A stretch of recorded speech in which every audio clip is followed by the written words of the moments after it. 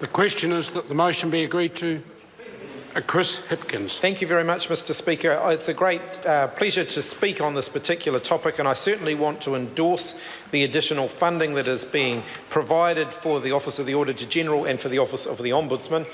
We certainly see the important constitutional role that those bodies play. Of course, we see the important role of the Parliamentary Commissioner for the Environment as well, although there is no additional funding in this particular allocation going to that body. I do want to say, however, I want to talk particularly about the additional funding for the Office of the Ombudsman, and I want to express some concern about the pressure that that office has been under and the fact that the additional appropriation being granted to them today is not going to deal with that issue. It is significantly less, I understand, than they asked for, and they are going to continue to fall further behind. In the page 14 indicates that an additional $340,000 has been allocated to the Ombudsman for the complaints and investigations. That simply isn't enough. There are months and months and months worth of delays for the investigation of complaints by the Ombudsman. A large chunk of those relate to the application of the Official Information Act, and there are a significant body of complaints regarding the situation in Christchurch following the earthquakes. These complaints all deserve to be thoroughly investigated, and they will not be thoroughly investigated unless the appropriation for the Office of the Ombudsman is increased significantly greater than this particular recommendation. The Ombudsman's role is so important. It is the watchdog for public accountability in New Zealand, and if it is not adequately resourced to do that job, then there really is nowhere else to turn. The Official Information Act in New Zealand is a constitutional instrument. It is the very heart of the notion of open government, and it is the Office of the Ombudsman who can investigate the flouting of that legislation. It is no wonder, given the massive backlog of complaints regarding the Official Information Act the Office of the Ombudsman currently are dealing with, that there are ministers in the government, including the Prime Minister, who simply openly admit that they do not comply with the law. They do not comply with the Official Information Act. And one of the reasons that they're so happy to openly admit that is that they know that there is no way that they're going to be held to account for that, because the Ombudsman simply doesn't have the resources at its disposal to adequately investigate all of the complaints. By the time those complaints are investigated, months, if not years, may have gone by, and there is simply no scope for justice to be done. When the Prime Minister stands up and says, well, we release information under the OIA when it's convenient to us, that may be a year after someone's asked for it. And if the Ombudsman doesn't have the power to step in and do something about that, well, they do have the power to step in and do something about it. If they don't have the resources to step in and do something about it, then there is never going to be any accountability. And the government will never be held to account for that abuse of power, and it is an abuse of the powerful position that they hold. We have an Official Information Act and an Ombudsman to prevent the abuse of ministerial power, and if they are not being applied and they are not being resourced, then we may as well not have them, and I'm certainly not advocating that we don't have them. But I think it's very, very important. I want to give some examples of what this means in context, because this government have simply locked down the flow of all information when it comes to government activity. We have a variety of ways as members of Parliament that we can seek information. We can seek information through the parliamentary process, through written questions.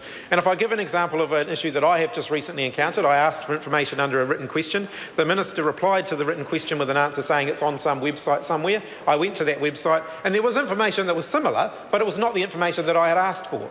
The only course of action that I have then, once I've exhausted the ability to go through the parliamentary process, is to lodge an Official Information Act request. Now, the reality of that under this government is that we're looking 6 months to a year before I'll ever get a decent reply to that, because I get a reply back from the government, they probably don't answer the question, I then complain to the Ombudsman, the Ombudsman then rings up and says it's in the pile and we'll get to it when we possibly can, but the reality is they simply don't have the resource to do that. It could be months if not years before they finally do, and then if in the end, if they uphold it and say yes, you should have been given that information under the OIA in the first place, quite often, more often than not by then, too late. It's well gone. The issue is well past, and the information is nowhere near as useful as it would have been.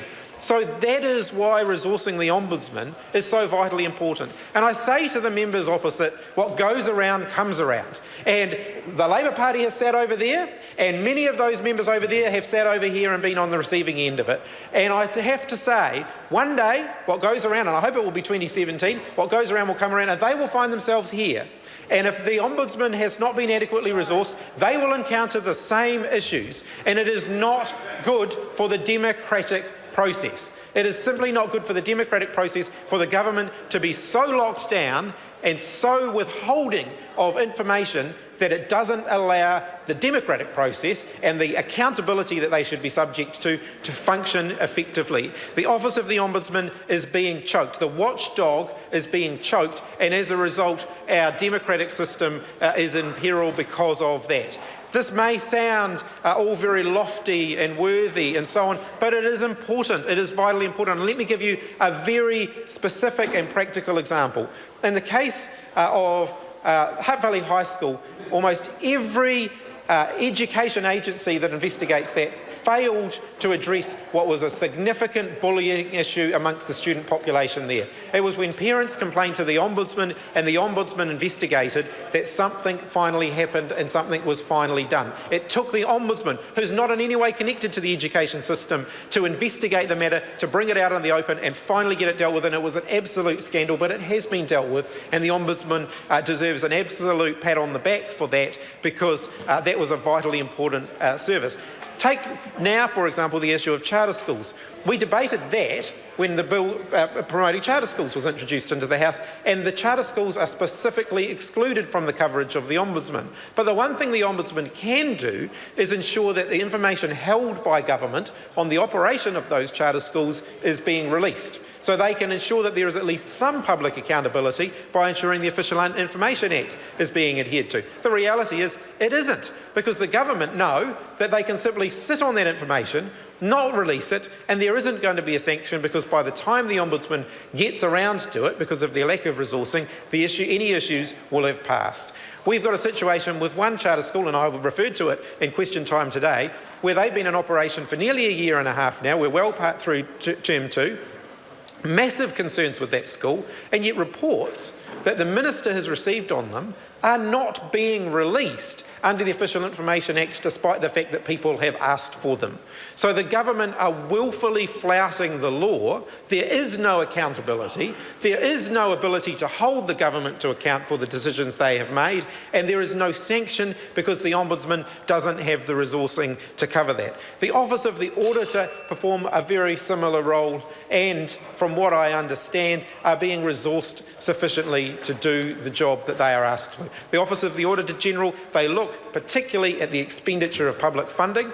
I think it's an indictment on us that we ensure that they are sufficiently resourced when they're dealing with money, but the Office of the Ombudsman, when they're dealing with people, aren't sufficiently resourced. We should place just as much emphasis on the role of the Ombudsman, who deal predominantly with people and the actions of people and government entities, as we do when it comes to the role of the Office of the Auditor General in holding the government to account for the expenditure of taxpayer funding. So those are, I think, very important issues that I would like to see this House address. It's not going to be addressed in this appropriation. We do, as I said, welcome the additional funding that's being allocated, but we will be pushing over the next year to ensure that the Office of the Ombudsman is well resourced, so that when the National Party find themselves sitting over here in 2017, that they actually have an Ombudsman that can ensure that it can perform its role as in a democratic society as it should. It can't at the moment. And the fact that the current government are content to let that situation rest is an indictment on the level to which they have become comfortable with the power that they currently hold, and the level of arrogance, quite frankly, that they have in not allowing the Office of the Ombudsman to do its job properly. These guys over there think that they are entitled to be there and they shouldn't have to answer to anybody for the decisions that they make. They should. That's what democracy is about. They are absolutely, flipping the bird to the democratic process when they ensure that the Ombudsman is so starved of resources that it cannot do its job properly. I call Eugenie